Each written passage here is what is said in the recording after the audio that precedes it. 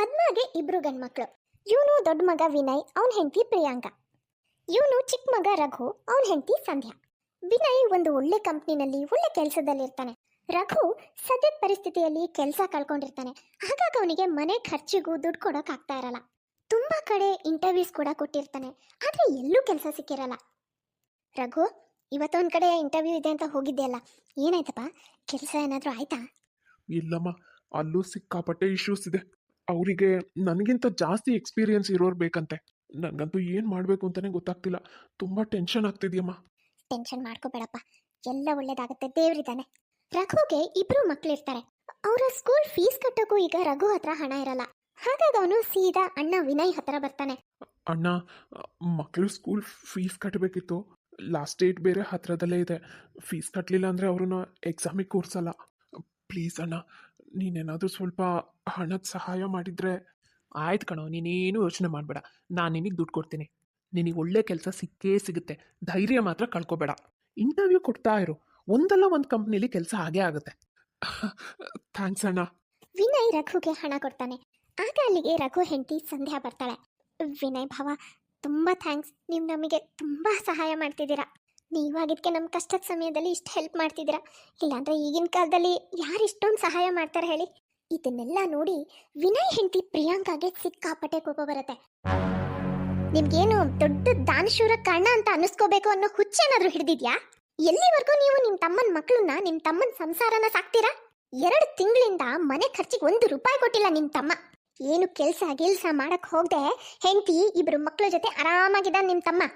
ಯಾಕಂದ್ರೆ ಅವ್ರ ಖರ್ಚೆಲ್ಲ ನೋಡ್ಕೊಳಕ್ಕೆ ಇದೀರಲ್ಲ ನೀವು. ಪ್ರಿಯಾಂಕಾ, ಬಾಯಿಗೆ ಬಂದ ಹಾಗೆ ಮಾತಾಡಬೇಡ.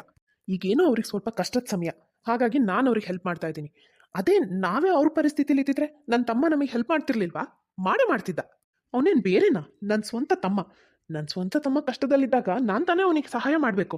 ಅವ್ನು ನಿಮ್ಮ ತಮ್ಮ ಅಂತ ಹೇಳಿ ಅವ್ನ ಹೆಂಡತಿ ಮಕ್ಕಳು ಅವ್ನ ಸಂಸಾರನೆಲ್ಲ ನೀವೇ ಸಾಕ್ಬೇಕಾ? ಏನ್ ಮಾತಾಡ್ತೀರಾ ನೀವು? ನನಗಂತೂ ಇದನ್ನೆಲ್ಲ ನೋಡಿ ತಲೆ ಎಲ್ಲ ಕೆಟ್ಟು ಹೋಗಿದೆ. ವಿನಯ್ ಪ್ರಿಯಾಂಕಾ ಮಾತಿಗೆ ಅತಿಯಾಗಿ ತಲೆ ಕೆಡ್ಸ್ಕೊಳ್ಳಲ್ಲ. ಪ್ರಿಯಾಂಕಾ ಮಾತ್ರ ಕೂಗಾಡ್ತಾನೆ ಇರ್ತಾಳೆ. ಸಂಧ್ಯಾ ಆಲೂ ಪರೋಟ ಮಾಡಕ್ಕೆ ರೆಡಿ ಮಾಡ್ತಾ ಇರ್ತಾಳೆ. ಆಗ ಪ್ರಿಯಾಂಕಾ ಬಂದು ಆಲೂಗೆಡ್ಡೆನೆಲ್ಲ ಅವಳ ಕೈಯಿಂದ ಕಿತ್ಕೊಂಡ್ಬಿಡ್ತಾಳೆ. ಅಕ್ಕ, ಏನಾಯ್ತು? ಯಾಕೆ ಆಲೂಗೆಡ್ಡೆನೆಲ್ಲ ಕಿತ್ಕೊಂಡ್ರಿ? ನಿನಗೆ ಆಲೂಗೆಡ್ಡೆ ಬೆಲೆ ಎಷ್ಟಾಗಿದೆ ಅಂತ ಗೊತ್ತಾ? ತುಪ್ಪದ ಬೆಲೆ ಎಷ್ಟಾಗಿದೆ ಅಂತ ಗೊತ್ತಾ? ಬೇರೆ ಎಲ್ಲ ದಿನಸಿ ಸಾಮಾನು, ಗ್ಯಾಸ್ ಬೆಲೆ ಎಲ್ಲ ಎಷ್ಟಾಗಿದೆ ಅಂತ ಗೊತ್ತಾ ನಿನಗೆ? ಇಡೀ ಮನೆ ಖರ್ಚನ್ನ ನನ್ನ ಗಂಡ ಒಬ್ಬರೇ ನಿಭಾಯಿಸ್ತಾ ಇದ್ದಾರೆ. ನಿನ್ನ ಗಂಡ ಮನೆ ಖರ್ಚಿಗೆ ಅಂತ 1 ರೂಪಾಯಿ ಕೊಡ್ತಾ ಇಲ್ಲ. ಅಂದಮೇಲೆ ನಿನಗೇನು ಹಕ್ಕಿದೆ ಅಂತ ಮನ್ಸಿಗೆ ಬಂದಿದ್ದು ಅಡುಗೆ ಮಾಡ್ತಾ ಇದೆಯಾ? ಹೀಗೆಲ್ಲ ಮಾತಾಡಬೇಡಿ ಅಕ್ಕ. ನನ್ನ ಗಂಡ ಏನು ಸುಮ್ಮನೆ ಕೂತಿಲ್ಲ. ಅವರು ಕೆಲಸ ಹುಡುಕೋಕೆ ಪ್ರಯತ್ನ ಮಾಡ್ತಾನೆ ಇದ್ದಾರೆ. ಆದಷ್ಟು ಬೇಗ ಅವರಿಗೂ ಕೆಲಸ ಸಿಗುತ್ತೆ. ಕೆಲಸ ಹುಡುಕ್ತಾ ಇದ್ದೀವಿ, ಕೆಲಸ ಇನ್ನೂ ಸಿಕ್ಕಿಲ್ಲ ಅಂತ ಹೇಳ್ಕೊಂಡೆ ಇನ್ನು ಅದೆಷ್ಟು ಸಮಯದವರೆಗೂ ಆರಾಮಾಗಿ ಸಮಯ ಕಳಿಬೇಕು ಅಂತಿದ್ದಾರೋ ನಿನ್ನ ಗಂಡ ನನಗೆ ಗೊತ್ತಿಲ್ಲ. ಮಕ್ಕಳು ತಿಂಡಿ ತಿಂತಾ ಇರುವಾಗ ಪ್ರಿಯಾಂಕಾ ಬಂದು ರಘು ಮತ್ತೆ ಸಂಧ್ಯಾ ಮಕ್ಕಳ ತಟ್ಟೆಯಲ್ಲಿದ್ದಂಥ ಬೆಣ್ಣೆ ಮತ್ತೆ ಜಾಮ್ನ ತೆಗೆದು ತನ್ನ ಮಕ್ಕಳಿಗೆ ಕೊಡ್ತಾಳೆ. ದೊಡ್ಡದಾಗಿ ಬಂದ್ಬಿಟ್ರು ಬೆಣ್ಣೆ ಮತ್ತೆ ಜಾಮ್ ತಿನ್ನಕ್ಕೆ. ದೊಡ್ಡಮ್ಮ, ನಮಗೂ ಬೆಣ್ಣೆ ಜಾಮ್ ಅಂದರೆ ತುಂಬ ಇಷ್ಟ, ಪ್ಲೀಸ್ ಕೊಡಿ. ಯಾಕೆ ನಮ್ಮ ತಟ್ಟೆಯಲ್ಲಿದ್ದದನ್ನ ತೆಗೆದು ಅವ್ರಿಗೆ ಕೊಟ್ರಿ? ಬಾಯಿ ಮುಚ್ಕೊಂಡಿರ್ಬೇಕು, ಜಾಸ್ತಿ ಮಾತಾಡೋ ಹಾಗಿಲ್ಲ. ಈಗ ನಿಮ್ಮ ತಟ್ಟೆಯಲ್ಲಿ ಎಷ್ಟಿದೆಯೋ ಏನಿದೆಯೋ ಅದನ್ನ ತಿಂದ್ಕೊಂಡು ಸುಮ್ಮನೆ ಎದ್ದು ಹೋಗಿ.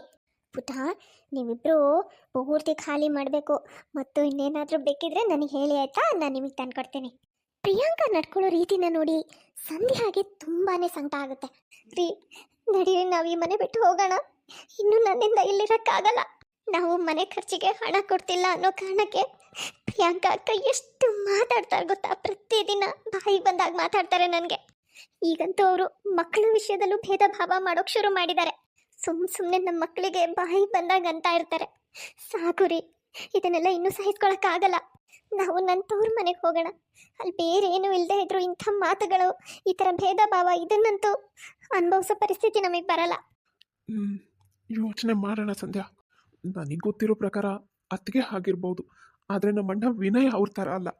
ಪ್ರಿಯಾಂಕಾ ಅತ್ತಿಗೆನೂ ಕೆಟ್ಟವ್ರೇನಲ್ಲ. ಅವರು ಒಳ್ಳೆ ರೀತಿಲೇ ಇದ್ರು. ಆದರೆ ಇತ್ತೀಚೆಗೆ ಯಾಕೆ ಈ ಥರ ನಡ್ಕೋತಾ ಇದ್ದಾರೆ ಅಂತ ನನಗೂ ಅರ್ಥ ಆಗ್ತಿಲ್ಲ. ನಿನ್ನ ತವ್ರ ಮನೆಗೆ ಹೋಗೋಕ್ಕೆ ಏನೂ ಸಮಸ್ಯೆ ಇಲ್ಲ. ಆದರೆ ನನಗನ್ಸೋ ಪ್ರಕಾರ ಇಂಥ ಪರಿಸ್ಥಿತಿಲಿ ನಾವು ನಿನ್ನ ತವ್ರ ಮನೆಗೆ ಹೋಗೋದು ಅಷ್ಟು ಚೆನ್ನಾಗಿರಲ್ಲ ಅಂತ ಅನಿಸುತ್ತೆ. ನಿನಗೆ ಅರ್ಥ ಆಗುತ್ತೆ ಅಂತ ನಾನು ಅಂದ್ಕೊಂಡಿದ್ದೀನಿ ಸಂಧ್ಯಾ. ಅಷ್ಟಕ್ಕೂ ಈ ಮನೆ ನಮ್ಮ ಮನೆಯೂ ಕೂಡ ಅಲ್ವಾ?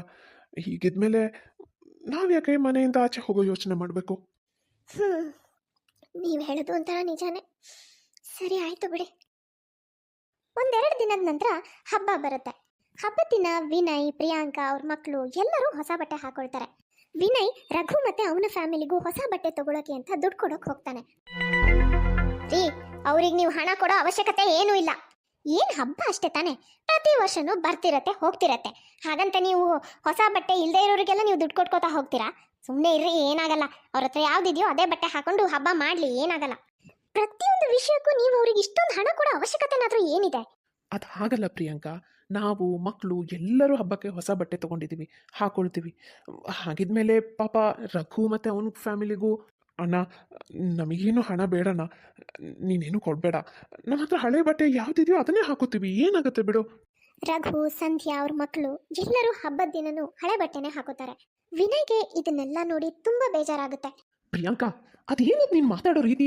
ರಘು ಮತ್ತೆ ಅವನ ಕುಟುಂಬದ ವಿಷಯದಲ್ಲಿ ಯಾಕಷ್ಟು ಹೊರಟಾಗಿ ನಡ್ಕೋತೀಯಾ? ಇದೇನು ನಿನ್ನ ನಾಟಕ ಅಂತಾನೆ ನನಗೆ ಗೊತ್ತಾಗ್ತಿಲ್ಲ.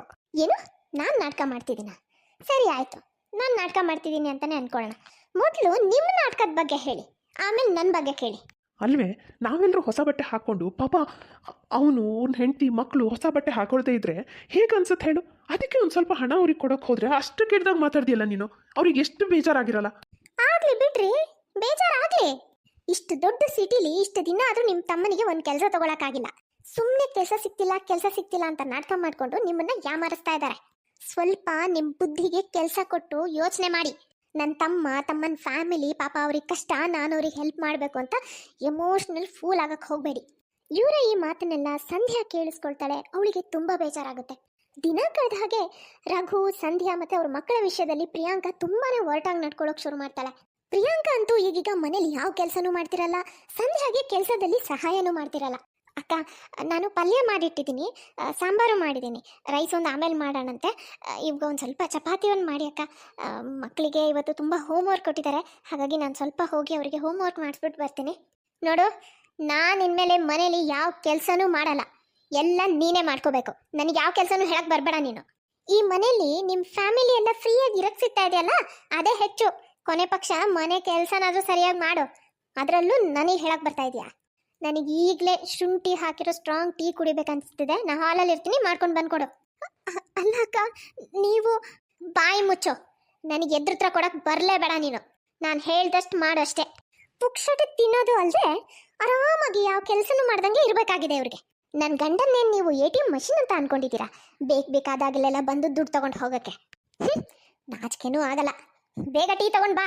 ಸಂಧ್ಯಾಗೆ ಪ್ರಿಯಾಂಕಾ ಮಾತಿಂದ ತುಂಬಾನೇ ಬೇಜಾರಾಗುತ್ತೆ. ಅವಳು ಜೋರಾಗಿ ಅಳೋಕ್ ಶುರು ಮಾಡ್ತಾಳೆ. ಆಗ ಅಲ್ಲಿಗೆ ಅತ್ತೆ ಬರ್ತಾಳೆ. ಸಂಧ್ಯಾ, ಅಳ್ಬೇಡಮ್ಮ, ಎಲ್ಲ ಸರಿ ಹೋಗುತ್ತೆ, ಅಳ್ಬೇಡ. ನೀವೇ ನೋಡ್ತಾ ಇದ್ದೀರಲ್ಲ ಅತ್ತೆ, ಪ್ರಿಯಾಂಕಾ ಅಕ್ಕ ನಮ್ಮ ವಿಷಯದಲ್ಲಿ ಯಾವ ರೀತಿ ನಡ್ಕೊಳ್ತಾರೆ ಅಂತ. ನಮ್ಮ ಪರಿಸ್ಥಿತಿನೂ ಕೆಟ್ಟದಾಗಿರೋದ್ರಿಂದ ಇವ್ರು ಏನು ಹೇಳಿದ್ರು ಅನ್ನಿಸ್ಕೊಂಡು ನಾವು ಇಲ್ಲೇ ಇರಬೇಕಾಗಿದೆ. ನನ್ನ ಗಂಡ ಏನು ಬೇಕಂತ ಕೆಲಸ ಬಿಟ್ಟು ಕೂತ್ಕೊಂಡಿದಾರ ಅತ್ತೆ? ಅವ್ರ ಕೆಲಸ ಹುಡ್ಕಕ್ಕೆ ಪ್ರಯತ್ನ ಮಾಡ್ತಿಲ್ವಾ? ಆದರೆ ಕೆಲಸ ಸಿಗಕ್ಕೆ ಇಷ್ಟು ಸಮಯ ತಗೊಳ್ತಾ ಇದೆ, ಏನು ಮಾಡೋದು ಹೇಳಿ? ಒಬ್ರು ಪರಿಸ್ಥಿತಿ ಚೆನ್ನಾಗಿಲ್ಲ ಅಂತ ಹೇಳಿ ಅವ್ರ ವಿಷಯದಲ್ಲಿ ಇಷ್ಟು ಕಠೋರವಾಗಿ ನಡ್ಕೊಳ್ಳೋದು ಎಷ್ಟು ಸರಿ ಹೇಳಿ? ನನಗೆಲ್ಲ ಅರ್ಥ ಆಗುತ್ತೆ, ಏನು ಮಾಡೋದು ಹೇಳು? ಬೇಜಾರು ಮಾಡ್ಕೋಬೇಡಮ್ಮ, ಎಲ್ಲ ಸರಿ ಹೋಗುತ್ತೆ. ಮಾರನೇ ದಿನ ಮಕ್ಕಳು ಆಟ ಸಾಮಾನು ಇಟ್ಕೊಂಡು ಆಡ್ತಾ ಇರ್ತಾರೆ. ಆಗ ಪ್ರಿಯಾಂಕಾ ಮಕ್ಕಳು ಸಂಧ್ಯಾ ಮಕ್ಕಳು ಕೈಯಿಂದ ಎಲ್ಲ ಆಟ ಸಾಮಾನು ಕಿತ್ಕೋತಾರೆ. ಇದೆಲ್ಲ ನಮ್ಮ ಆಟ ಸಾಮಾನು, ನಮ್ಮಪ್ಪ ತಂದಿರೋದು, ನಾವು ಇದನ್ನೆಲ್ಲ ನಿಮಗೆ ಕೊಡಲ್ಲ. ಇಲ್ಲ, ಇದೆಲ್ಲ ನಮ್ದು ಆಟ ಸಾಮಾನು. ಹೌದು, ನಮ್ಮ ಆಟ ಸಾಮಾನು ನಮಗೆ ಕೊಡಿ. ಯಾಕೆ ಕೊಡ್ಬೇಕು? ಇವನ್ನೆಲ್ಲ ಏನು ನಿಮ್ಮಪ್ಪ ತಂದಿಲ್ಲ. ಮಕ್ಕಳು ಜಗಳ ಕೇಳಿ ಪ್ರಿಯಾಂಕಾ ಅಲ್ಲಿಗೆ ಬರ್ತಾಳೆ.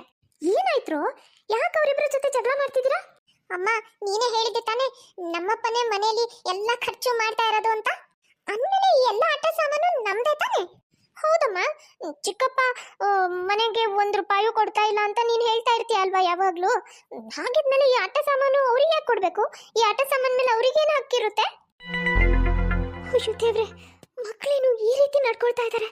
ನಾವು ದೊಡ್ಡವ್ರು ನಡ್ಕೊಳ್ಳೋ ರೀತಿಯಿಂದ ಮಕ್ಕಳ ಮೇಲೆ ಎಷ್ಟು ಕೆಟ್ಟ ಪರಿಣಾಮ ಬೀರ್ತಾ ಇದೆ.